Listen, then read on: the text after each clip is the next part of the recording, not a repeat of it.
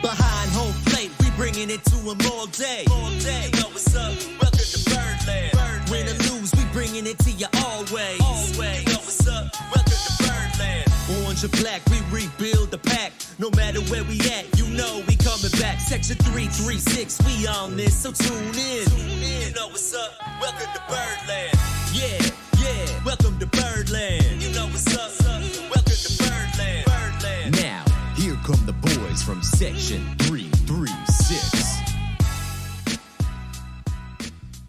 Ladies and gentlemen, boys and girls, Baltimore sports fans of all ages, welcome to Section 336. I am your endearingly stuttering host, Matt Soroka. As always, I'm joined by my brother, the button lover, Josh Soroka. I am not the button lover. I've got buttons here, but I can never use them on the show because I'm always worried about whatever type of delay it's going to happen on the internet and all. Oh, yeah. You know, when we started, I pressed buttons all the time. Yeah. Because we had the iPad and we were all in the room and I could hit the little buck quote here and there and kind of get through immediately with the buttons. It's a lot harder on the internet. I mean, I still got them, but I just don't use them as much. Well, let me switch it up. The T-shirt lover, Josh Soroka. See, the buttons still work. I still got the buttons over here. But yeah, T-shirt maker is a whole lot more of my speed right now than button loving. Yeah. So I saw your new Cano shirt. That's pretty cool. I mean, what's pretty cool is what Cano is doing on this team. Again, a guy, we got him in the trade for Lopez. For Jorge right? Lopez. Yeah. Who's not having a great season. No, Jorge Lopez is playing really well, actually. Is he playing well? Yeah, I thought he was struggling. No. Maybe I just saw a pour out. All right, but Trey Mancini. The latest I saw on him, this was last week, but he was rated as the worst player in the major leagues. Trey Mancini? Yep, this year. That's hilarious because I saw a conversation on Orioles Facebook, which is the worst, about Trey Mancini and how they were talking about guys were arguing about how Trey Mancini's having a great season with the Cubs and we shouldn't have given him up. No, they're confused. You might want to share that stat with him. He's the worst player ever. I feel very relatable to Trey Mancini in that he was traded and left mid-season, and then his career has gone downhill since. Yeah. He was a top player on the Orioles and then went to better teams and was worse. Was he? One of the top offensive players. All right. Trey Mancini had a down year last year. Well, specifically after the trade. Yeah. He was not good for the Astros. All right. When was he a great player with the Orioles? I thought two years ago. All right, 2 years ago. Yeah. Even last year, the first half, I thought he was fine. All right, fine. Good offensive player. Take Trey Mancini from last year. All right? You take all the stats, all that quality. How does he rate compared to the players we have on this team now? Would I rather have of the first half of last year? Would you rather have Trey Mancini from the first half of last year, or would you rather have Adley Rutschman, Gunnar Henderson, Ryan Mountcastle, Jorge Mateo? I bet if you look at, I mean, Trey Mancini wasn't playing shortstop, but I bet if you look at the superficial data like batting average and RBI and home runs, I bet he's comparable to what Ryan Mountcastle has done so far this year. Okay, I bet they're pretty even. Now, where would he fit on this team? Like, this is a discussion we had before where I thought that was a pretty good lineup when they put Frazier in the outfield a couple of days ago. And I kind of like Santander at DH. With the Orioles in 21? Yeah. Or no, he played in 22. With the Orioles. 20, and we go back to 2020, 2019 as well. But yeah, sure. With the Orioles, his batting average was 268, and he had 10 home runs. Before he was traded? For the first half with the Orioles. Okay. So full season, we're looking at 260, maybe 20 to 25 home runs. Yeah, that sounds right. Okay. Meanwhile, you've got you compared him to Ryan Mountcastle, who has 6 home runs. Same position. First, 6 home runs, and he's currently batting 238. Yeah. So on his way to more home runs, but a lower batting average right now. Yeah.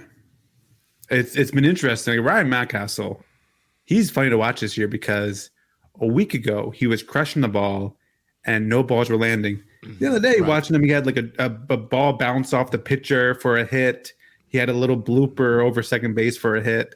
And he's hitting the ball a lot less hard recently, but now he's getting more base hits.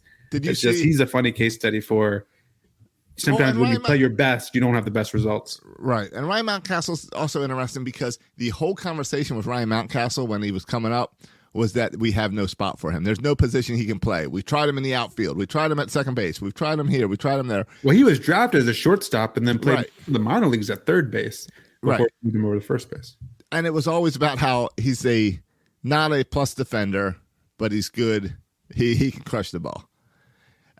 And somehow at first base, he's a extremely competent, if not good, first baseman. This year, I think he's been bad.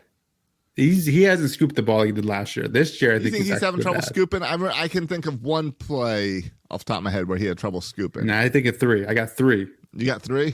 3. Oh, 3 is a lot. 24 games in. Yeah, no, I think he's been. I think the numbers will bear that out. That he's been bad defensively this year. But last year, he was. All the metrics said he was, top 10 defensive player, and he's the kind of guy that felt like before last year that he was bad defensively, and then figured it out. But this year he started. But it's really early. So, like over the course of a season, like 3 missed balls are not a big deal. But just because they happen in such a small amount of time, it looks kind of more serious than I think it really is. The Orioles are 16-8. The Orioles have like the second best record in the American League, and here you are talking about small sample size. Can't you just enjoy it? Josh, we're 4 games out of first place. 4 games out. What are we talking about here? You want us to get a trophy for getting second place when we're still 4 games out of first? Well, and it's only April and we're already 4 games out? Well, it's we're in the wild card spot. Thanks to these playoffs, who cares if you get first place? You just got to get in it. Get in it, and you don't know what's going to happen. Well, it makes it easier if you win the division. I saw the stat going around that we have a 61% chance right now of having a 100-win season based on our current pace of play. I don't think our current pace of play is going to stay where we're winning every single series. I mean, I know we lost the first 2, but since then we've won every series. Yeah. For me, it's one of those things where I get like people posting the schedule, people getting excited. And maybe like, here's the difference, I guess, maybe I'm not that excited. Here's the difference, I guess. And maybe I should be super pumped up, but like everything is going exactly how I thought it would. I'm not surprised at our record right now at all. Right. I'm not surprised at all. No, I'm not surprised we ran off 7 in a row. It doesn't surprise me at all. We talked about this on the show before. Like the beginning of our schedule is super soft. We've been playing super soft teams. Right. The way baseball is now, it's insane. If you look at the standings, usually when you have a team that's really bad, they may have a winning percentage of like 360 or 350. You now have a bunch of teams right now in the American League, talking about the A's, the White Sox, a bunch of teams with winning percentages below 300 in the 200s. I mean, there's just some really bad teams. Well, and we've played some of these teams recently. Yeah, and then we have the AL East where last place is a 500 team.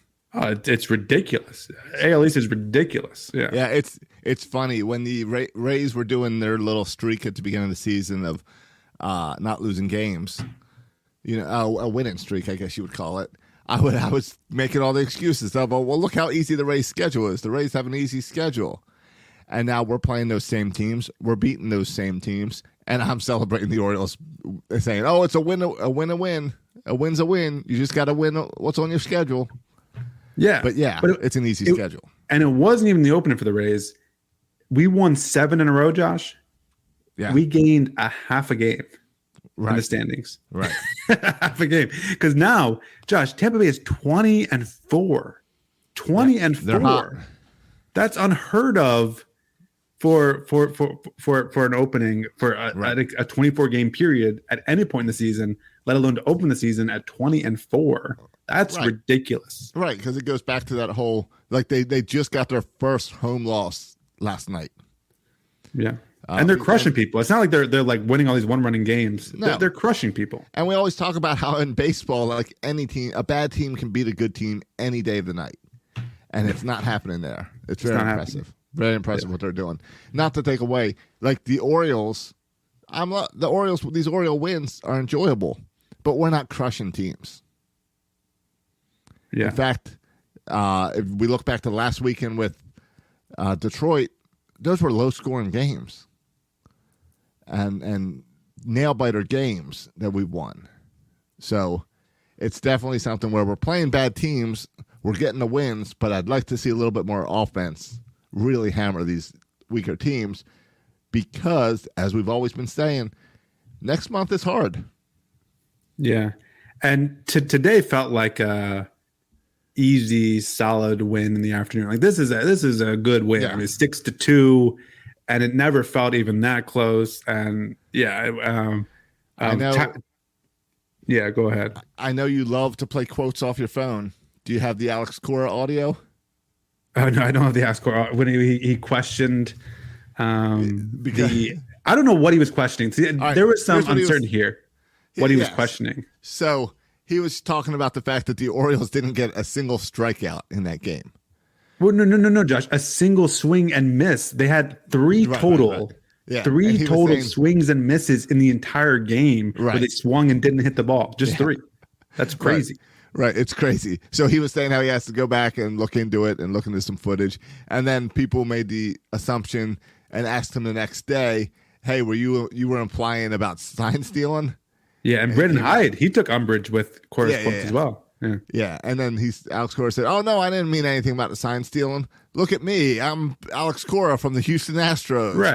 I can't bring up sign stealing and try Yeah. to make it all like, all about like how he's can't question this. And of course, there's no sign stealing when he was clearly asking about sign stealing or something. No, I think tipping what he pitches. meant, and it was hard from the quote, it made it sound like sign stealing, but I think what he meant is that Chris Sale was tipping his pitches and the Orioles knew what was coming. Something, yes, but there's. But the way it sounded came, and even Brandon Hyde was like, "That's disrespectful of my players." It was disrespectful. It sounded like he didn't say, "I need to watch video and see if Chris Sale was tipping pitches." Yeah. He made it sound like I'm watching to see what the Orioles are picking up. Yeah.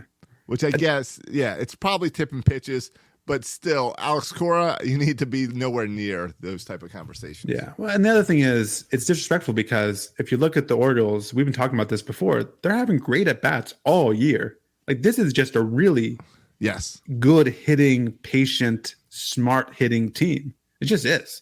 No, They still right. lead the league in pitches per plate appearance. They just have good at bats after good at bats, and they've been doing this all year. Yeah. Now, was it more extreme against Chris Sale? Yeah, but partly because Chris Sale isn't as good as it used to be. I can't wait to face Chris Sale again. Yeah, I don't want, listen, Josh, my only concern with Chris Sale is this team, and I don't know if you read the new Masson news too that we can get into. Yeah, we'll get to that. But we're on a low budget as it is. And I'm concerned he's going in the dugout and breaking things because he gets so upset and his feelings get hurt. And he has a temper tantrum very similar to the temper tantrum my 5-year-old gets when he doesn't get his way. Chris Sale has temper tantrums. High I'm worried, decisions. just like I'm worried about my son sometimes, he's going to break something valuable. All right. So Chris Sale, make sure you give him like a, we do this in some schools, give him a safe space, like a padded room where he can go around and smash things, but not hurting anything that's valuable. Because when Chris Sale has hissy fits, I don't want him to, especially at home games, I don't want him to hurt any of our equipment. I don't want a David Ortiz phone situation. Yeah.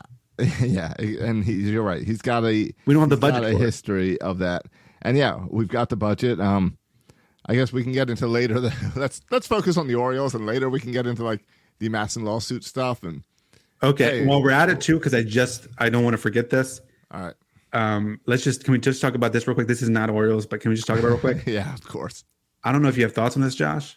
And I also want to, not Orioles, get to Little League talk, and I can talk maybe softball I've got too. some little league talk. All right, I get some softball updates, but Josh, I have softball update too. I had a good Okay. week. okay. I mentioned the Dave Ortiz phone. I don't know if you saw this. No, are we talking about the brick? Miguel Cabrera I wanted to talk about it. That's great. had his going away party. Yes. Or whatever. And it's Miguel Cabrera is a legend.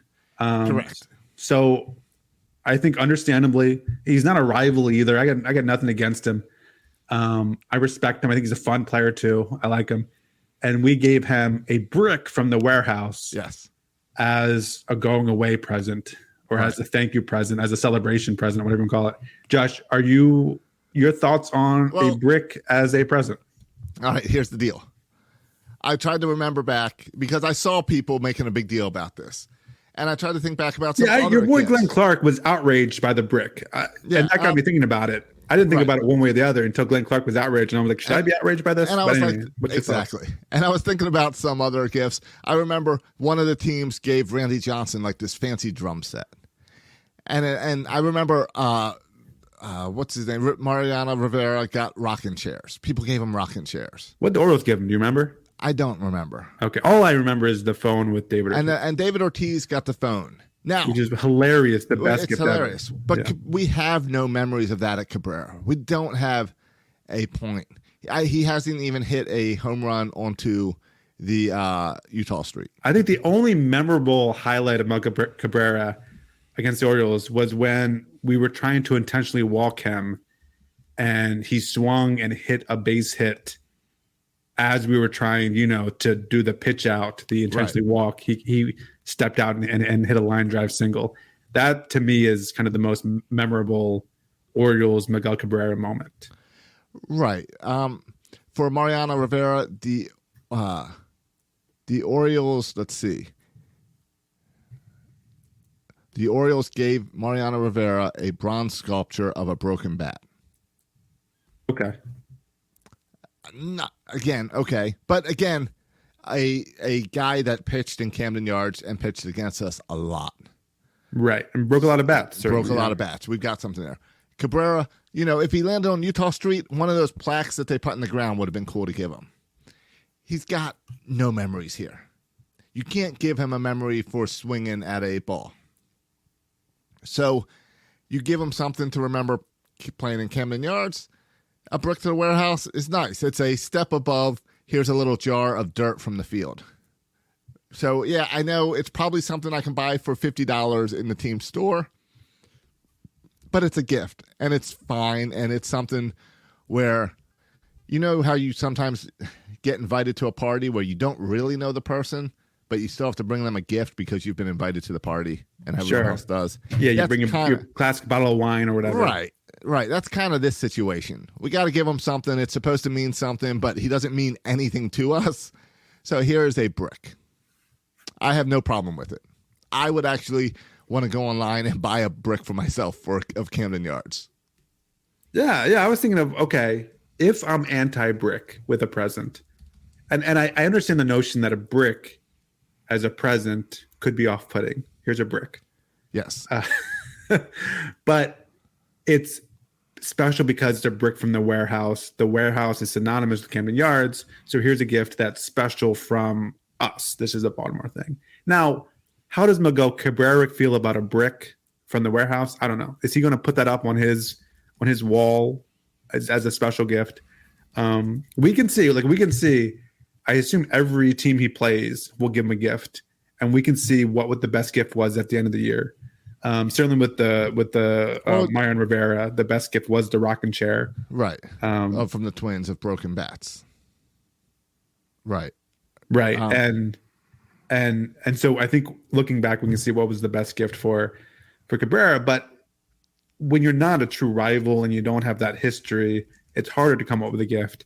So I think it's better than just like a generic, I don't know what else they would come up with, but just something it's at least has some connection to Camden Yards. And so I actually think it's a decent gift. I'm cool with it. Yeah, and you know what?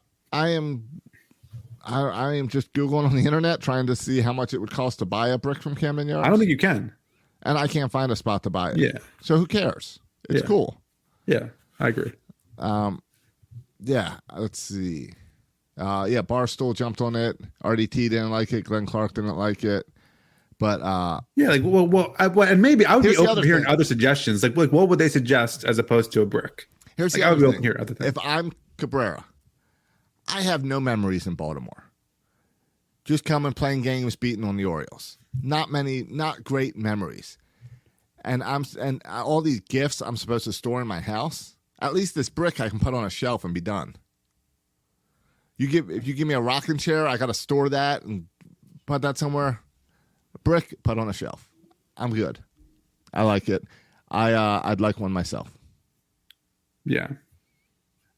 No, I mean, I'm with you. I mean, I think, yeah, I don't know. I mean, of course, there's the 2014. Like my mind always goes with Miguel Cabrera goes to Detroit in the 2014, division series, where we whooped up on them. Like right. That's not a memory that he wants to remember forever. Right. But that's where my mind goes. And so you could have done something nasty with it, I guess. But no, I think it's a harmless, cute little gift. Yeah, and I'm Googling. He doesn't have a plaque on Utah Street. If he had a plaque on Utah Street, that would be something cool to give him, a commemorative plaque of Utah Street. But he doesn't have it, so the brick is fine. Yeah, brick's fine. All right, well, that's enough. That's enough present talk. Josh, the Orioles are playing well. We talked about against some inferior teams, but you still got to beat these teams. What to you over the past week since we last talked? What has emerged to you as kind of the most impressive kind of thing about the pitching? The Orioles' new success, the pitching.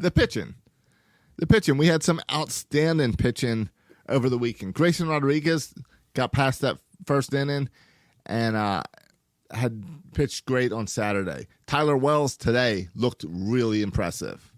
Well, if you go to the bullpen, Batista's still throwing hard. Cano hasn't given up a run. The pitching of this team has been Gibson's been outstanding. I know there was a little hiccup there with Aiken, but the pitching's been my surprise.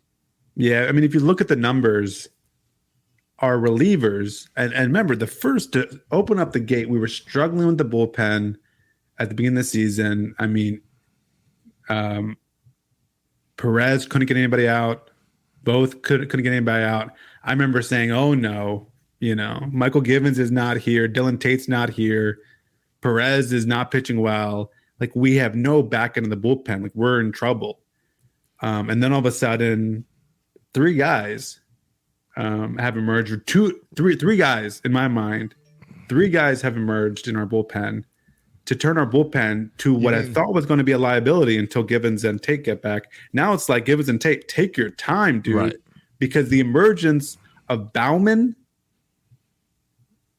Coulomb, and Cano have been phenomenal. Josh. This is our three guys. If you were asking, kind of looking at this year and looking at the bullpen, these aren't the three guys that come to mind.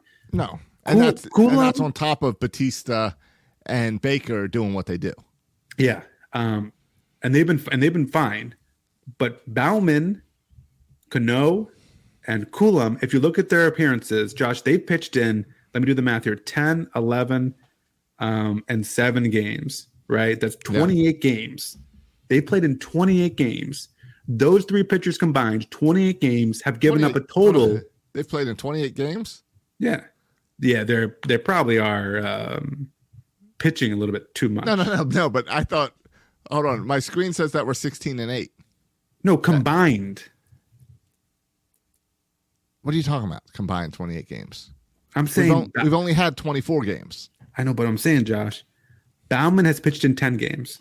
Okay, that's 10. All right. Coulomb has pitched in 11 games. Okay. So I'm adding them up to say 22 appearances they've had. All right. So because they've pitched in some of the same games. Yes. You're talking about not number of games, number of appearances. Yes. All right. Number of appearances.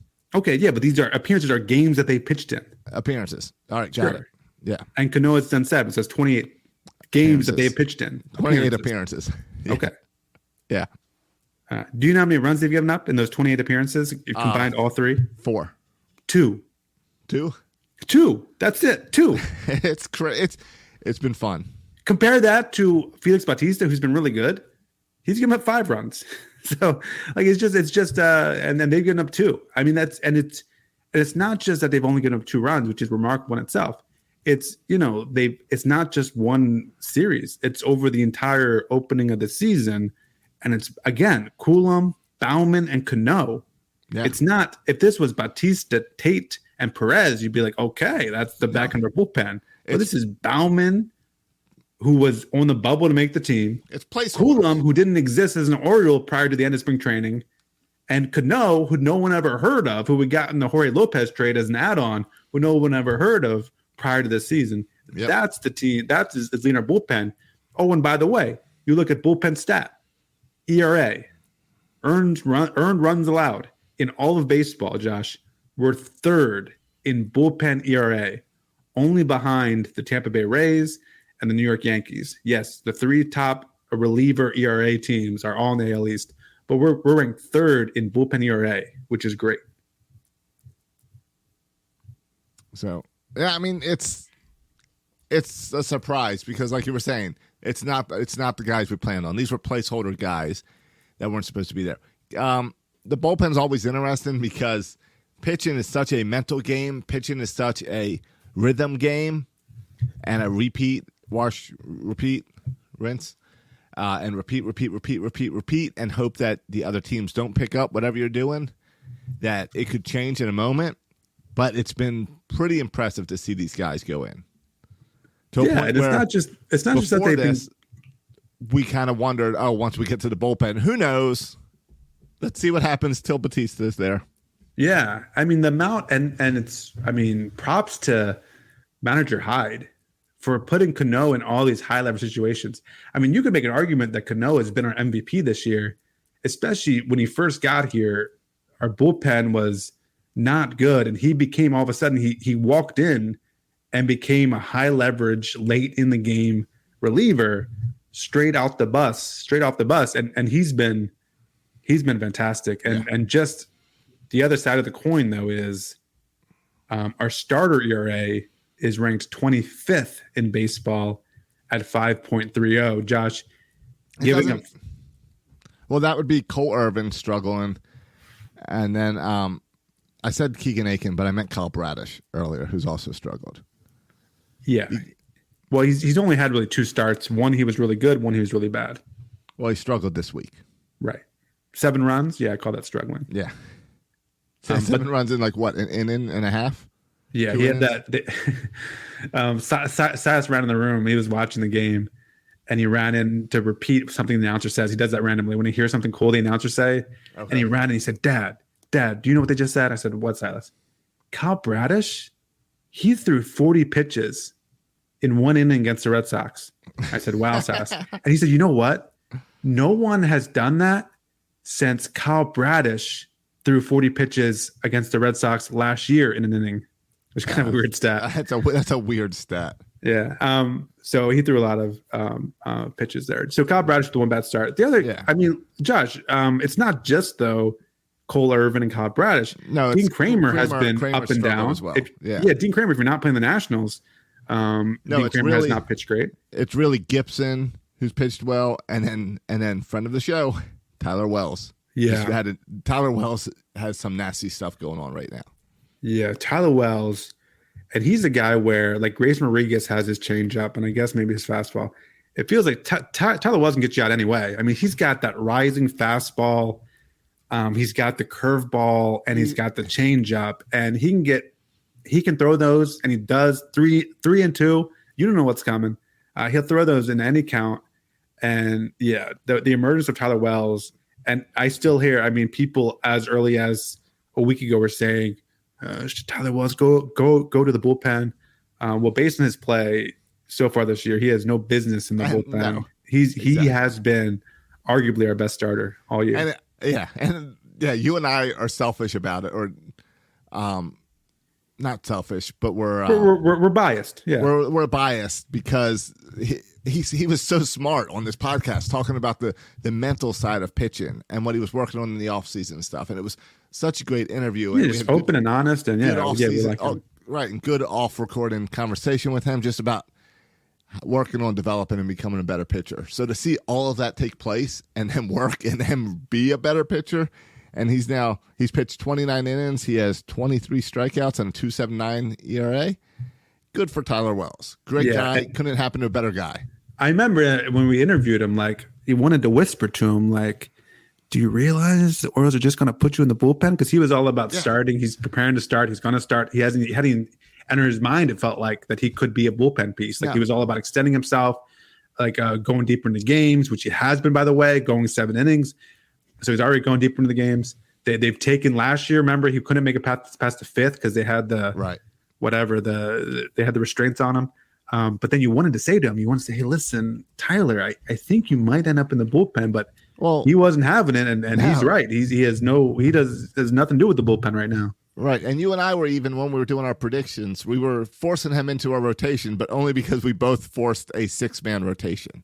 Yeah. Everybody was saying Tyler Walls, he's going to be the odd man out. Right, and he only got in there because he outpitched Grayson Rodriguez. Yeah, and then the Cole Irvin injury. I mean, not the Cole Irvin injury, the Cole Irvin poor performance. Hell allowed him to stay in. Made the decision much easier to keep him right. I don't think he would have left either way, but it made it easier that Cole Irvin was the one to go. Yeah, exactly. But you're right. Now there's no chance Wells goes to the bullpen. He's our top starter. Yeah, no, he's solidified himself. And as being in the starting rotation. And right now there's no one really knocking on the door. So like, if anyone should be concerned, I think Dean Kramer should be concerned about his job, but I don't see him going anywhere. For who? I haven't looked at Cole Irvin's stats since he went down. If he got it's not been great.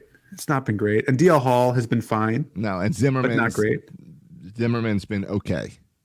They've all been. I feel like they've all been. And Drew Rom's pitching in there, and he's been pretty good actually. But I mean, the Norfolk Tides, by the way, are a freaking juggernaut. They get the best record in AAA, as they should. Their team is loaded pitching wise. Their team is loaded and offensively. Between Westberg and Cows are leading that offense. That's just a loaded off, and Ortiz. That's just a loaded offense as well. So, which I think bodes well for us. I mean, I think we just have more than any other year. We have a ton of depth, right? We've been talking about this before. Like, we're in this awkward position now, and it's just beginning, where we have too much depth. Like, we have not enough space on the 26-man roster to get guys who should be there. This is a brand new problem for the Orioles, to have too many good players to make the team. And I mean, you're gonna see this. This is just the beginning. There's been talk about what do you do with Givens and Tate when they come back? Because was it Givens or Tate? I think it was Givens who just started his rehab, and Tate starts next week, later this week. Yeah. And I mean, I have no idea how they're going to fit them in this bullpen. And right now, you don't have to make a decision now because it's going to be 2 weeks before you see them here in Baltimore. But if things are like they are now in 2 weeks, I have no idea how they fit in this bullpen. And that's going to be a discussion, I think, for now till July. Westberg's on fire. Where do you fit him? Cowder's on fire. Where do you fit him? It's a good problem to have. DL Hall's pitching well. Where do you fit him? Like, I think we're going to have this conversation all summer. Right. And I think with a guy like DL Hall, you've got him down in Norfolk because you want him to work on stretching out and you want him in the rotation. If he gets hot, it's going to be easier to get DL Hall into this rotation right now than it would be to get him into the bullpen. Yeah, I don't see room in the bullpen. I mean, it's interesting. Before we were talking about a 6-man rotation. Now you want to say, can we do a 4-man rotation so we can fit more arms in this bullpen when Tate or Givens comes back? Like 4-man, and then we just had a bullpen game. A bullpen game sounds great right now. Yeah, because our bullpen again, even with the rough start, is now 3rd in baseball. Right. In bullpen ERA, which is pretty good. It's going to be looking at a guy like Voth, one of these long inning guys, long relief guys, and saying, well, do we need a long inning guy if we have a bunch of 1-2 inning guys? Yeah, but then, and you thought, okay, Perez or Voth has been struggling. Right. We know they're out of options, so it's hard to, because you can't just send them to Norfolk. They would have to go on the waiver wire, and someone will pick up Voth or Perez. But they've been pitching well too the last week. So all of a sudden, well, maybe that won't be the option because they've been pitching well. I would like to see, Manager Hyde go in there and tell Cano, listen, you have options, so we're sending you down. Even though you haven't given him a single run, I don't think that conversation is going to go over well. I don't think that will go well for the fan base. Yeah, for Cano or the fan base. Absolutely. So that's, I mean, and we can talk about that next week when it gets closer, because, I hate when people make predictions about things that will happen in baseball in 2 weeks in terms of roster, because so much can happen in a series, so much can happen in 2 weeks of baseball that I'm not ready to kind of go anywhere with that. Do you think we could trade a couple of these bullpen arms to the Washington Nationals for $300 million? Yeah. Josh, you want to get into the Masson stuff? I read the article about it. It seems like a win for the Nationals. I guess we will appeal it because we're not happy. But that's the irritating thing is the Nationals have, every time this goes to court, the Nationals win, we appeal. Yeah. The Nationals win, we appeal. The Nationals win, we appeal. I don't want to appeal anymore. I want to pay the $300 million and be like, all right, there you go. We're done. Let's move forward. Yeah. Because all this appealing does is delay the inevitable and allow the Orioles to not spend money because, hey, we might have to pay the Nationals, even though court after court after court keeps saying we need to pay the Nationals. Yeah, and I don't know if it looks good or not that we were one of the most profitable teams in baseball last year. It's probably not a good look for this dispute. Hey, listen, I'm Team Orioles in this dispute. I mean, the Nats signed the deal; they should honor the deal. So through and through, I'm Team Orioles. But I'm also with you, Josh. This idea that, and I mean, and when what it comes down to is we're paying the Nats for Masson. They think we should pay them more money, right, towards Masson than what we're paying. It comes out, if you add up through the years that the Nats have been here, about $300 million that we owe them. Right, but it's also like, if you add up all the years. Yeah. Hey, you guys agreed.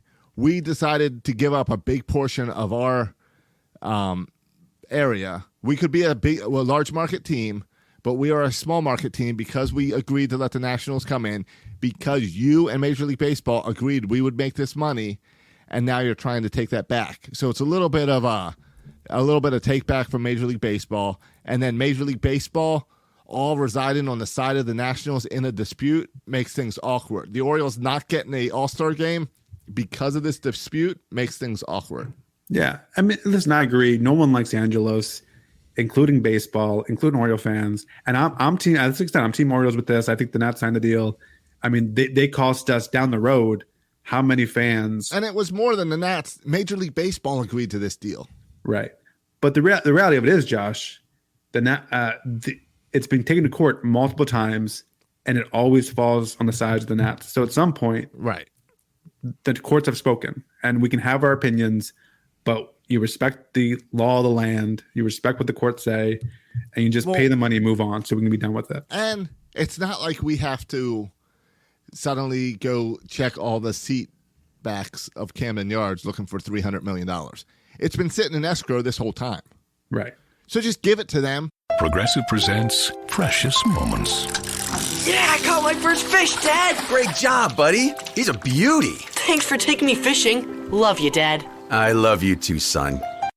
The exchange you just heard didn't actually happen, but it could. Bundle your home and other vehicles with Progressive, and you could use the savings to make sure the boat's always ready for those magical father-son moments. Who knows, maybe someday he'll actually like fishing. So keep the dream alive and the savings coming with Progressive. Progressive Casualty Insurance Company, affiliates, and other insurers. With one of the best savings rates in America, banking with Capital One is the easiest decision in the history of decisions. Even easier than choosing Slash to be in your band.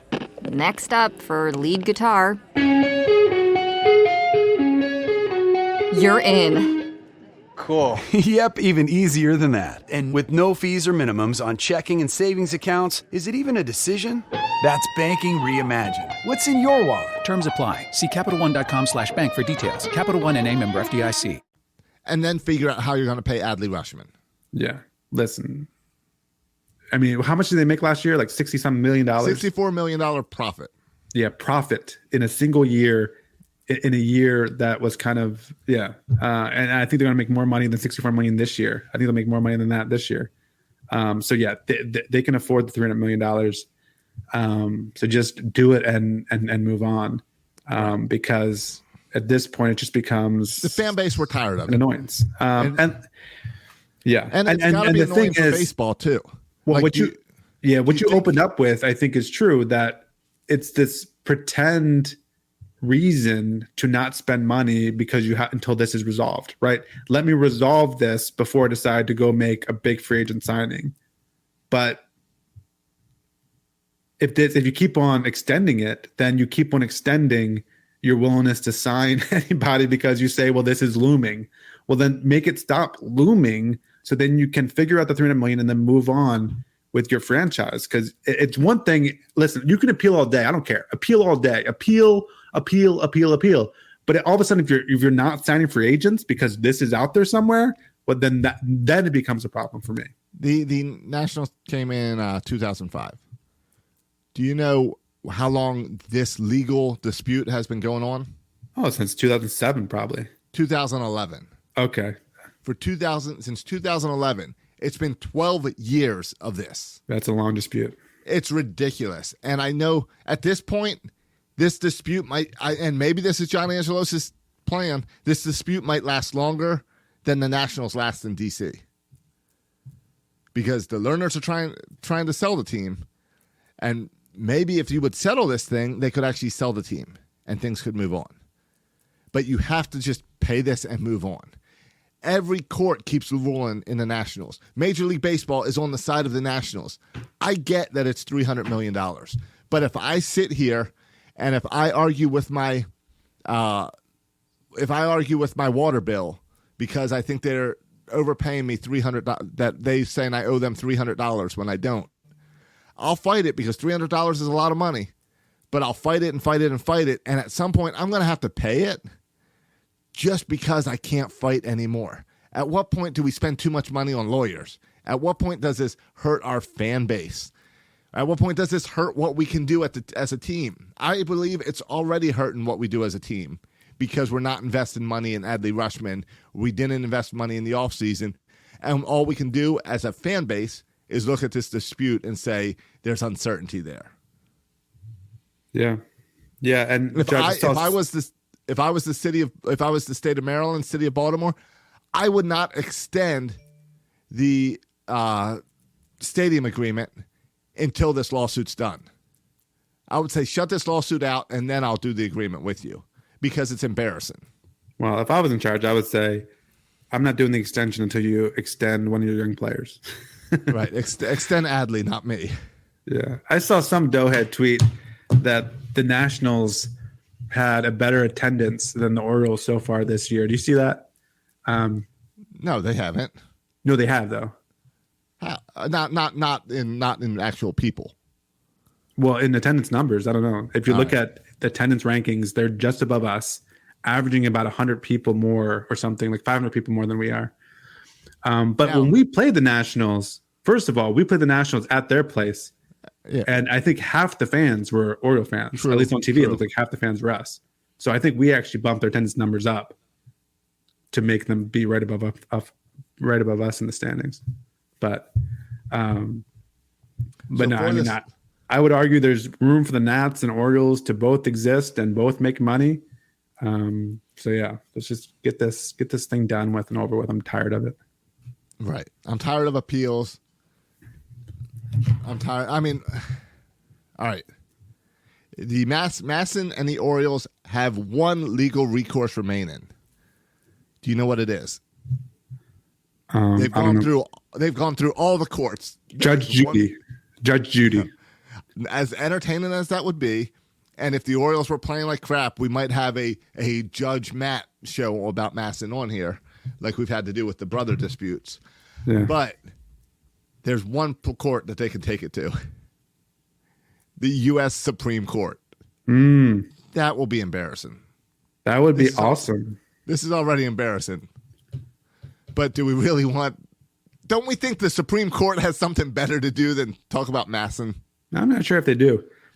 Plus, these Supreme Court judges, do you think they're Nats fans or Oriole fans? They probably grew up Oriole fans, but Nationals won the World Series, so they switched their allegiance. Yeah, I bet the majority. I mean, they live in D.C., so I assume they all have houses in D.C. So I would imagine they would lean Nats. I hear they really like if you go and protest outside their homes. Should we start going out there with Masson signs? Should we send some Adley Rutschman jerseys to the Supreme Court? Yeah. get things set up. I was looking up real quick. I thought one of them was actually a Nats fan. I can't figure out who it was. One of the judges? Yeah, if it was Kavanaugh or something. I thought one of the judges was like a big Nats fan or something, but now I can't find it. That's funny.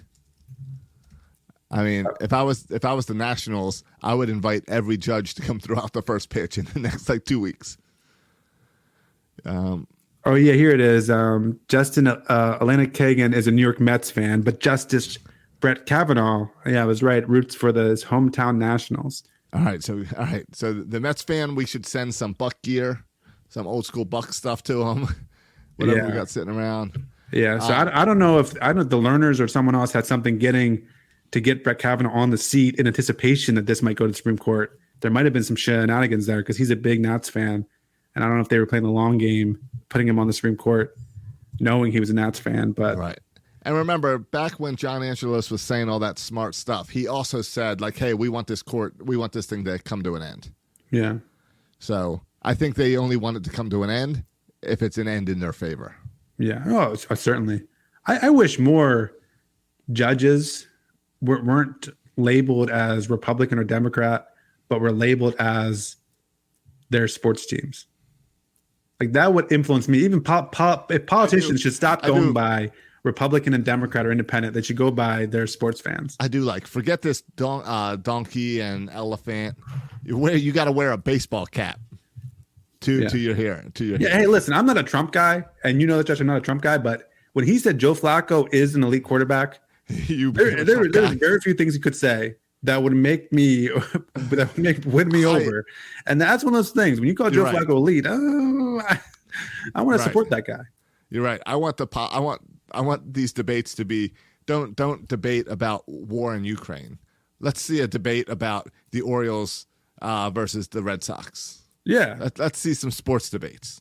I mean, if a politician went on there and said, I think the Orioles should extend Adley Rutschman, and while he was wearing an Orioles cap, I don't care what the guy's name is, what his affiliation is, he's probably getting my vote. And I think, we should make it more about, though in that case, is the Royals a couple years ago we had who voted all their players into the All-Star game? Yes. That could be problematic with our small fan base. Yeah, it could be problematic because sometimes people think like, we count all the rules and laws are geared towards like California or New York. We don't want all the votes about baseball teams to be geared as well. Yeah, all the politicians would become Yankee and Dodger fans. Right, but I like the idea of like Senate holding a hearing to debate who's the greatest third baseman of all time. Yeah. So, well, there's a good story about I'm repeating stories here, but you're who was it? That guy from CNN, Chris D'Eliza. Don Lemon. Chris D'Eliza. You know how he was fired. He used to work for CNN. No, I know Don Lemon was fired. Okay, Chris D'Eliza was fired like 3 months ago, but no one's ever heard of him. But he just wrote a book about presidents and sports, and there's a story in there about Richard Nixon. Yeah. About Richard Nixon, who one person asked him, this is in the middle of Watergate, asked him like who was the best baseball player of all time, and he took his kind of cabinet back there, and they were breaking it down by era, and Richard Nixon was getting all into this debate about who the best baseball player was. Right, and you hear that about like Obama was he was a White Sox guy, right? Yeah, and Clinton, I don't remember who Clinton, but Clinton had a baseball love as well. Right, yeah. Oh, and then certainly George Bush with the Rangers. Right. Bush and the Rangers. So there's definitely baseball's our pastime. These politicians enjoy baseball. I think that would be so much fun to see like a serious debate, but it'd be about sports. Yeah, just a sports debate. Like this is one segment about sports, debating about sports among the presidential candidates. And it would sway voters, Josh, because I saw people care about sports. Why? All right. This sounds stupid, and people might think this is stupid, all right. Politicians are all about like, I got to get on TikTok, I got to get on YouTube, I got to reach the younger demographic. Why, with this new presidential debate coming out, I guess next year or so, it's always the big debate on Fox News and on C-SPAN and on CNN. Whoever's got the debate. Why is ESPN not calling up all these guys and pitching the sports debate? and come on in, have fun, show all the American people that you can relax, that you enjoy sports, and have a sports debate. It'd be fun, and it would definitely help me decide on who to vote for more than this geopolitical stuff. Oh, absolutely. I mean, if someone goes on and says LeBron James is better than Michael Jordan, like that's going to have an impact on how we vote. But yeah, I mean, I mean, you see it sometimes where like a president will go into like an announcer's booth, right, and hang out with the announcers for a few innings to kind of get there. Right. Right. Like the Joe Flacco is elite. That's great. That's awesome. Yeah. Someone ask Joe Biden about Lamar Jackson, please. Yeah. Well, that's what it takes. These reporters. Someone asked Trump about Joe Flacco being elite. Some knucklehead asked. Yes, ESPN. Nobody watches ESPN for the reporters anymore. Nobody watches SportsCenter anymore. ESPN. I'm the wrong person to ask. I haven't turned on ESPN. The only time I ever do is to watch a basketball game or something, an NBA game. I turn on ESPN when there's a game on to watch. Yeah. That's it. ESPN, if ESPN did a political debate, I would watch. Oh, yeah. Yeah. I would watch. So, right. And it would get better ratings, and it would help me decide who to vote for. So if someone over at ESPN needs to run with this, because it would be stupid for any politician to turn you down. Yeah. No, I don't disagree with you. Josh, you want to get to some baseball, little league softball updates? How's any other teams leave? Some score updates, other lopsided scores that I can giggle at here. I had maybe my greatest softball hit of my softball career last week. Okay. As my team was losing, and this is Josh. This is a long. I mean, forget LeBron James. This is a long 25-year career, softball career we're working on here. And this is the first time that I've had it. I mean, I'm 43 years old. I've pulled back on my softball is I go for line drives. Right. And you and I have played before. I've hit home runs in the past, but now all the kids on the team are younger than me. So I had this game, and we're down, bottom of the ninth, last inning, 2 outs, bases loaded, and I'm up to the plate. And my at bat previously, I just hit a little blooper past shortstop. So what this team did is they brought one of their outfielders in to play a 5-man infield. So there was no center fielder, and I got irritated. Yeah, that's offensive. This is ridiculous. This is offensive. So I said, I'm just going to hit this ball hard. And somehow it all clicked that I crushed that ball and hit a grand slam walk-off. Over the fence or in the park? It hit the fence. Okay. It hit the fence. It didn't go over the fence. It hit the fence. But I ran and I made it in inside the Parker because there was no center fielder and I crushed it to center field. Right. So I came in and had the whole team there at home to celebrate as I crossed home plate. So it was an awesome walk-off. Nice. Love that. Take that to their disrespect. Yeah. You should have moonwalked back into the over home plate. Nice. Brian Baker style. Right. Meanwhile, but just by the way, my softball has been an opposite experience. This is your first year playing without me and without Dad. Yeah. So it takes a little bit to adjust. Yeah, I'm not liking it at all. The coach went to me the other day and said, listen, because he's been pulling me out. I'm playing half the game. Oh, that's so irritating. I'd stop going. I would stop going if I was benched all the time. I know. But like the other players have been established. I'm new. And so the first couple games happen. The latest game, he says, listen, Matt, I'm keeping you in the whole game. Like you're playing the whole game. It's about time. So I was like, good. But Josh, I can't even handle this. I don't just now. I find the whole experience so stressful now because we're on a competitive team, because I'm playing literally for playing time. Yeah. Every at bat, like when I play with you, if I made an error, it didn't matter. If I popped it up, didn't matter. Like I'm batting lead off, I'm playing shortstop no matter what. This, like I know the pressure's on. And so every at bat, I'm just so full of anxiety to get a hit so I can keep my spot in the lineup. Every ball that's hit to me, all I'm thinking about is don't mess up. Because it's like I'm nerve wracked here, and I don't do well under pressure. You have to adapt. When you and I played baseball or played softball all the time, I always played first base. Yeah, played first base all the time. When I moved to Florida, I adapted because the team didn't have a pitcher, so I taught myself to pitch and became the pitcher. So then they needed me in every game. And then I kept working on pitching, so I'm one of the better pitchers in the league. So now I get calls from other teams asking me to fill in the pitch. Yeah. So you have to adapt. Are you still playing shortstop? I'm playing second base now. All right, they so already had a shortstop. So you've adapted a little bit. Yeah. But I mean, that's the position they had open, so that's right, what I'm playing. That's what you got to do. You got to look at where the weakness is, where the hole is, and try to fill that in. Yeah. I'm not comfortable with it, though, Josh. No, because you're right. It's you got a bunch of strangers where we all grew up playing together, and now you got strangers that you have to prove yourself to. Every game I have to prove myself, and it just adds pressure. And I don't do well under pressure. I don't handle stress well. I watch Cano come in late in the game, and I'm like, if I was Cano, I would throw the ball over the dugout. Like I don't handle stress well. Nope. And so this is, I'm not a clutch player at all, and so the added stress is not helpful to my game at all. No, the closest thing we had this was years ago when you and I decided to play on the county team, on the county league. Oh yeah, I forgot about that. Yeah, and we played that in Annapolis, and we were new to the team, didn't really knew a couple people randomly, but no one knew our talent, and we at least had each other, and we always played better together. So yeah, I totally understand because I went through this a few years ago. I'm also, Josh, there is some shenanigans happening in this league. There is a team we played, and we're a good team. Like we don't make errors, we hit the ball hard from top to bottom lineup, and we lost the other day like 15-2. This was the best team I've ever seen. Like every player could crush the ball. Yep. And I'm like, this is not county. This is a church league. There is no way they found 12 ringers at a single church. I call shenanigans. See, I play county, so I have definitely go up against some of those teams. Yes, because I know they recruit players and get your own. Like I get that at the county level, but at church, I want to see some membership cards. Well, the only other thing is down south here, you get some giant churches.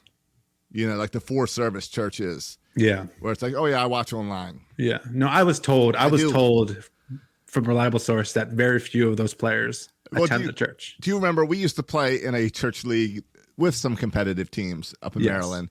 And do you remember we had one game where this guy was crushing the ball and we asked him a question about the church and he didn't know the church name? Yeah, you should at least know the name. So yeah, so there's definitely churches definitely get some ringers. Yeah, but even then, in church, we all weren't that good. Like all the teams were not very good. Right. Here, I've never seen anything like it as far as the quality of play. In church league softball, it's not called ringers. It's called outreach. Outreach. Yes, they tend to outreach to every guy in their 20s who's 6'4". That's their outreach zone. Yeah. Right. So, right. A little league update. Yeah. Well, real quick, do you remember while we're on the line of softball, because I was talking to Owen about this together, do you remember when you and I used to warm up on the side of those softball fields down in Glen Burnie playing? Sure. You remember we used to warm up with 2 balls. You and I, we'd have 2 softballs, and we would play toss at the same time. I don't really remember that, but okay. Yeah. So we would throw it at the same time. Okay. And then, we catch it and you throw it back. Sure. And because you and I played together for so many years, we could know the timing of catch and throw. Sure. That we could do both throwing and catching at the same time. Sure. I was telling Owen about that, and he was not believing me that it was possible. And I was saying, I don't think I could do that with anyone besides you because we've played so long together and know each other so well with that. Yeah. That it's something that looking back, I'm like, oh, it's always great that we were playing together. All right, so Little League update. It's been a busy weekend. This week is the rain out makeup weeks, and we've had a lot Josh, of if you're watching live on the show, Josh has the Orioles record in the middle of the screen. If you're watching the video version, and it says 16-8. Below, I want like Orioles Little League record. Below the 16-8. Okay. Well, the Orioles Little League record is a 0. So this weekend we had games on Saturday, on Monday, and on Tuesday. So here's how. It's 0, but you're having fun out there. So 9U Little League is a lot of stealing, and you score runs by running the bases and stealing. Because catchers can't catch. Ball hits the dirt, it runs to the backstop, you steal. Yeah. Yeah. So I leaned into one guy. I don't know. Are you allowed to take leads? No leads. And Okay. you can't leave until it gets to the catcher. Okay. Now, I don't know if I told this on this, but this happened like 3 weeks ago where I had a kid on first base, and I lean over and I go, hey, this team's throwing the ball really well. Do you know how to slide? And they turn to me and go, yeah. I said, all right, great. you're going to steal, and he cuts me off and goes, we have a slide in our backyard at home. I was like, all right, never mind. Not what I was talking about. We'll work on slide in another. You mean like a slip and slide at home? He meant like a slide, like like a jungle gym slide. Okay. Now, and you weren't planning on putting a jungle gym over at second base. No, I meant slide can you down. go down and put your leg under your butt and slide down? Yeah. And pop up. Yeah. At that point, you got to tell him not to steal. The steal signs off. I now know I have 1 or 2 9-year-olds that can slide. No one else can. Okay. But the other thing you do is, like I said, you steal. So I'm getting irritated because the other teams are just running because my team's learning. It's our first year playing. They're having fun. We're having fun. Told you from the beginning. We're here to have fun. Here to have fun. Not necessarily to win. Not to throw runners out, stealing. No. Just to have fun. No. But I've worked on our pitchers. Our pitchers have gotten better. Our team is a lot better than we were at the beginning of the season. But we're still there to have fun. Right. So I was getting irritated, and finally I told my catcher, I said, go ahead and try to throw him out. Throw it to third base. I don't care. Maybe we'll get an out. We got some close. We haven't gotten an out yet. Hopefully on Saturday we'll get it. Okay. But I also told my fast guys, they get to first base, and I lean into them, and I said, all right, here's what I want you to do. When this ball gets past the catcher, run and steal second base. And you've done that a bunch of times. We've been doing that all season. Here's what I told you. I said, I want you to round second base. Don't even look. Just keep on going to third base. Because one thing I've noticed is 9-year-olds get confused. Right. And there's no way that catcher's going to get up and throw the ball to third base. Because they're not going to understand what's going on. Because they would think to play so at second. Like, right. Yeah, so sure. I said, I'm tired of these coaches, and I haven't seen any other coach do this. So I said, I'm playing some shenanigans too. We're going to do this. So I tell the first guy. He runs, gets to second base, and gives me a big thumbs up and says, I did it. And then I said, no, you didn't. And he says, all right, I'll do it next time. I said, no, you're not. You're at second base now. Yeah. Next guy, next game, I get the opportunity again. I tell a different kid the exact same thing. He runs to second base and stops. Yeah, that's disrespectful to the coach. You need to punish I say, them. what happened? He goes, I forgot. Yeah. Third kid, later in the game, same opportunity. I tell him what to do. He runs to second base, and then he stops and looks, and the catcher has the ball, so he doesn't go to third base. And I'm like, you guys were supposed to just run. Like, the whole point is to make the other team look stupid because they're making us look stupid all the time. Yeah. We want something to go our way. So I haven't gotten that play to work yet. I've been trying. I will tell you, we talked previously about coaching. I love coaching these 9-year-olds. It is so much fun. They don't know what they're doing. We're having fun. I'm teaching them the fundamentals of baseball one at a time. What happened? Something happened yesterday's game. Oh, the first baseman happened twice. First baseman caught a line drive, got the out.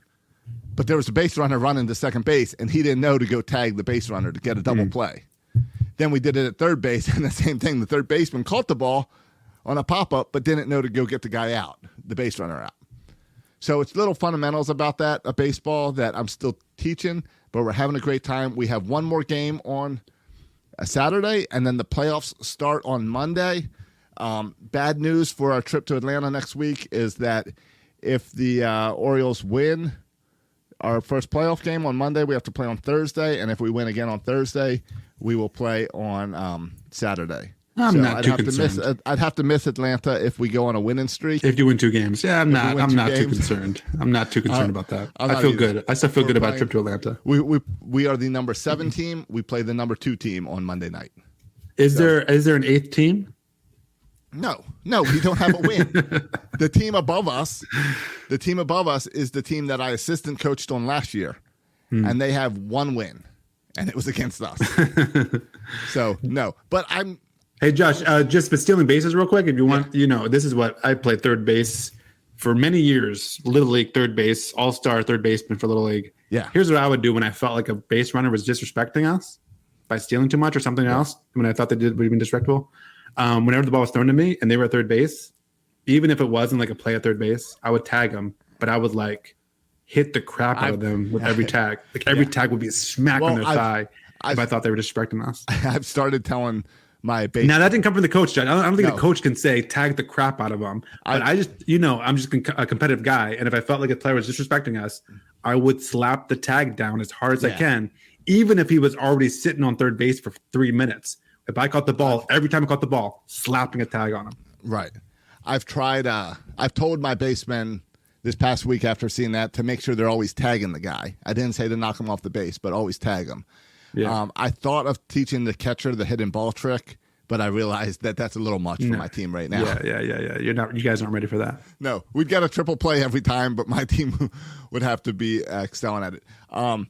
My team's not very good, but I really like the group of kids. We're having a lot of fun, and I want to figure out if there's a way I can keep this team together to play like fall ball, because I'd love to see these same kids start to get better as a team together. So I'm going to start looking into that because I've been enjoying it. No, and that's the important part. I'm glad you're enjoying it, and I bet the kids are having fun too. The kids that have remained, that have not flocked to more competitive teams. Exactly, the kids are having fun. Yeah, and I've got some pitchers now. I've got a catcher. I've got a first baseman. I got this girl that's excellent at second base. I've got a third baseman. Got a short. I finally. It took all season, but I kind of nailed people down in positions, which I've enjoyed to really be able to fine tune these kids. But Josh, you know what your next step is, and you're not ready to hear this. But if you want to be competitive, you know what your next step is, don't you? I got to bring in a ringer.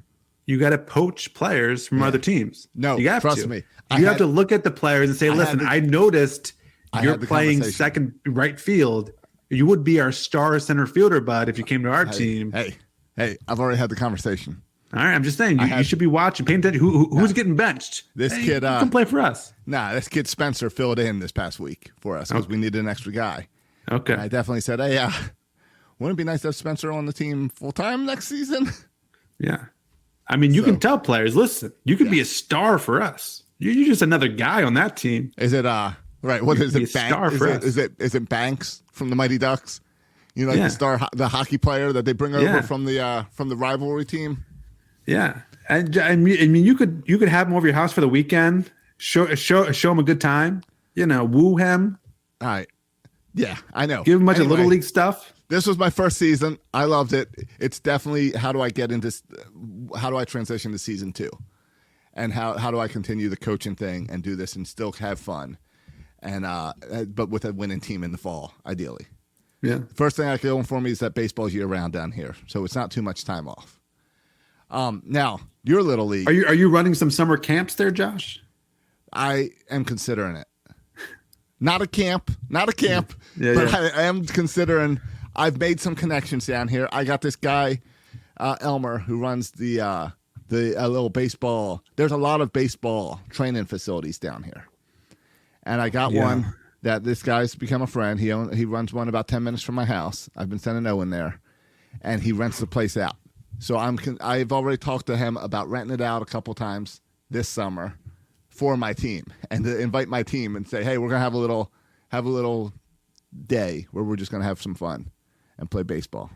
Yeah. And I think that's why. But I want to talk to the other coaches first and be like, so how's this work in the fall? How many keepers do I get? I want to keep this team. Because it's the same league in the fall. It's the same little league. Okay. Yeah. But it's not taken as serious in the fall because kids do other things. Yeah, we didn't have. I signed sides up for fall league, but there's not enough players, so we didn't do a fall league. So we just. But I also know, come on, you're not going to try to poach anyone from my team. I understand that. Right. But I'd like to keep this team together. Yeah. So that's my next task to look into as a coach. But playoffs next week, so it'll be fun. Now, you sent me the cutest video of Silas playing because he gets on first base. Yeah, I got to post this on Twitter. I should post it on Twitter. You need to post this on Twitter, and you need to tag the Orioles and Cole Irvin and stuff. Yeah, because Silas does this now where, he knows the whole thing about, turn on the faucet in the shower. Sprinkler. The sprinkler, I'm sorry. Yeah. And then, the Homer hose. Oh, and trust me, there's a Homer hose on its way to your house right now. Okay. Because his next at bat, he actually hit a homer. I say hit a homer in quotation marks because it's one of those balls where it just got to the infield and they threw it around and he ran home. Did you have a Homer hose for him? What's that? Did you have a Homer hose for him? I didn't have a Homer hose for him. I don't know how well that would have gone over in the dugout with parents. So I've got my Homer hose here, and Owen keeps asking me to bring it to the Little League games. Now, I don't think we've had a home run all year, so I don't think it's anything to be worried about.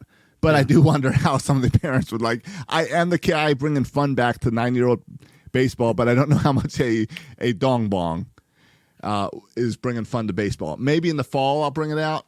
Yeah, but that's I think as the parent, you could do that with your own son. Yeah. Now you might have a few parents talking, and I definitely please make sure that it's not just a water bottle you're dumping in there. You need some liquid death. So death. So it's got a nice beer can look. Yeah, people think it's Guinness as you pour it down there. Exactly. Yeah. But I mean, the thing is, and Silas was a little bit.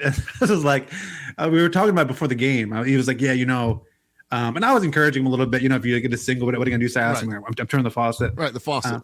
Yeah, and said for a double, and he's like, Dad, for a double, and he does it, but he's like, no one's gonna know what it means. Who cares? And he was like embarrassed about it. I was like, Silas, I don't know what it means. So he said, okay, I'll do a little version of it, but I'm not going to do it all the way. But he did the faucet, so it's cute. So my little league season started before the Orioles season and before all this Homer Hose nonsense. It might have to be something in the fall because my team's having fun together, and to bring in something like this, some type of celebration for different little things for 9-year-olds, I think would be cool, a team bonding thing. So. Yeah, I mean, we had stuff in high school too, similar to that, where we would do things with a hit and we do things for the pitcher, and so I think it's cool, and I think it's good that, and I mean, I think it's unique that you do this kind of. I mean, last year was the goggles, which was cool. So it's something cool for kids. I think Sass and I have a lot of fun with it, even just playing in the backyard of making those things every time we get a hit or double. It's fun. But yeah, make sure you post that video. It's cute. Yeah. All right. Well. All right. Anything else to talk about before we get out of here? We covered Little League, covered Masson, covered the fact that the Orioles are playing lights out. We got 4 games in Detroit this weekend. How many? Yeah. So I mean, the soft schedule continues, and then after that, we get Kansas City, who's been not good as well. Atlanta's where it wakes up. Yeah, and then you get next weekend. How about this for back-to-back? Atlanta and then Tampa Bay. I don't know. I mean, Tampa Bay by far is the best record in baseball. Does Atlanta? I got to check the standings. Do they have the best record in all of baseball? No. Tampa Bay has the best record in all of baseball. Yeah, they have the best record in the National League. Maybe they do. Okay, so we're playing the best team with the best record in the American League. Then we're going to play in the team with the best record in the National League. They've got the second best. Oh, the Pirates have 17 and Atlanta has 16 wins. Oh, Josh, guess who we play after Tampa Bay? I don't know. The Pittsburgh Pirates. Okay. So we play the team with the best record in the American League, then the top 2 teams in the National League. But how many wins does the Atlanta Braves have? 16. How many do we have? 16. Same thing. Yeah. Same thing. And then after that, we play the Angels, who I think are over 500. They're and then the Blue Jays. They're at 500. And then the Blue Jays, who are over 500. Yeah, 16 and 9. And then the Yankees, 14 and 11. And then the Rangers. Rangers are 14 and 10. Leading their division. Yep. So, yeah, the freaking month of May is a gauntlet. Right. So, I mean, Oriole fans, enjoy it. Enjoy the record. Enjoy the winning percentage. Like, it's been really fun. Don't give up on the team because this winning month was just a hint of the future of this organization. Yeah, I saw someone tweet out, if we only had like 2 more really good starters, this team could be World Series kind of contenders. Oh, you mean like a DL Hall? And a John Means? And a John like Means. That? Yeah, like that? Like that? You mean DL John Means? John Means comes back, what, July? Yeah. Yeah. Ooh, just wait till June. Wait till July. Ooh, that's coming. I mean, this team's fun. Josh Cano, the stare down, Brian Baker and his moonwalks. Yeah. This team is, we talked about the sprinkler and everything. And this team is just a whole lot of fun. It's fun. And it's going to be a long season. It's going to be grind. We're not going to have a month of April every month, but we're going to be in the race the whole year. And this is going to be a fun season. Yeah. Go on over to birdlandsports.com. We've got new shirts all the time. And if you guys tweet me what you want on shirts, I totally take inspiration from other Oriole fans. So that's where we came with the Cano stare down shirt. Fans were demanding it. So yeah, no, it's a cool shirt. Yeah. And it turned out really cool. I'm really excited about it. There's a couple versions of it. The Homer hose is still selling well. I had someone today message me asking me to overnight one because they need it by tomorrow. And apparently I'm the only person making Homer hoses. Have you seen anyone try to smuggle into the stadium yet? Is that I have not. I want, please get a Homer hose and take it into the stadium. I want to see. Matt, do I bring it to Atlanta? I think I bring it to Atlanta. The Homer hose? For the four of us, the Homer hose. All right. I make them, so if they take it away, I'll just make myself a new one. Yeah. Hey, listen, if the Orioles hit a home run in Atlanta, I'll drink out the Homer hose. No, I'm thinking we have to. Yeah. I'm thinking we have to. So we'll be bringing one or two of them to Atlanta. Oriole fans keep getting them. They're cheap. I now have them packaged with a 2023 World Series championship shirt because, after all, we are John Means away from the World Series. That's right. So you can get that in the Homer hose for $20. You're not going to beat that. Head on over, grab that, and all the other Homer hose shirts that are up there and a whole lot of other stuff. So thanks for the amazing support I've had from Birdland this year, and I just thank you so much, and it's going to hopefully continue, and I'll keep making cool new shirts up there. Absolutely. All right, boys and girls, well, thanks for listening for another edition of Section 336. We went a little bit long today, Josh. It's okay. I know, we went long last week, too. When the Orioles play well, we tend to go long. Too much good stuff to talk about. All right, well, you can see my video of Silas, turn on the faucet, and follow me on Twitter at Section 336. You can also follow Josh on Twitter at Josh Roker. Thanks for listening, boys and girls. And as always, go O's.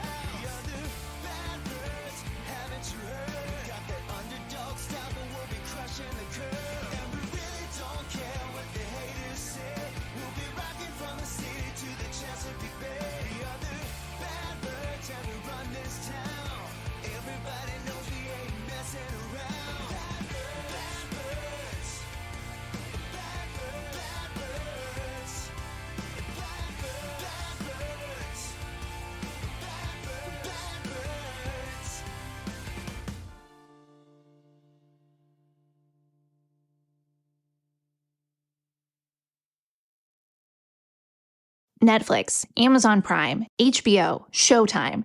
Do you feel like your streaming subscriptions are out of control? Why not start the new year off right and cancel the ones you're not using? Enter the Rocket Money app. Rocket Money organizes your subscriptions by due date and notifies you when something is coming up. From there, decide whether to keep it or cancel it with just a tap. To find out more about Rocket Money, go to rocketmoney.com/offer. Or download the Rocket Money app from the Apple App or Google Play stores. Rocket Money, the finance app that works for you. With one of the best savings rates in America, banking with Capital One is the easiest decision in the history of decisions. Even easier than choosing Slash to be in your band. Next up for lead guitar. You're in. Cool. Yep, even easier than that. And with no fees or minimums on checking and savings accounts, is it even a decision? That's banking reimagined. What's in your wallet? Terms apply. See CapitalOne.com/bank for details. Capital One NA, member FDIC. When you download the Kroger app, you have easy access to savings every day. Shop weekly sales and get personalized coupons to get the most value out of every trip, every time, whether you shop in-store or online. Download the Kroger app now to save big. Kroger, fresh for everyone. Must have a digital account to redeem offers. Restrictions may apply. See site for details. Save big on your favorites with the Buy 5 or More, Save $1 each sale. Simply buy 5 or more participating items and save $1 each with your card. Kroger, fresh for everyone.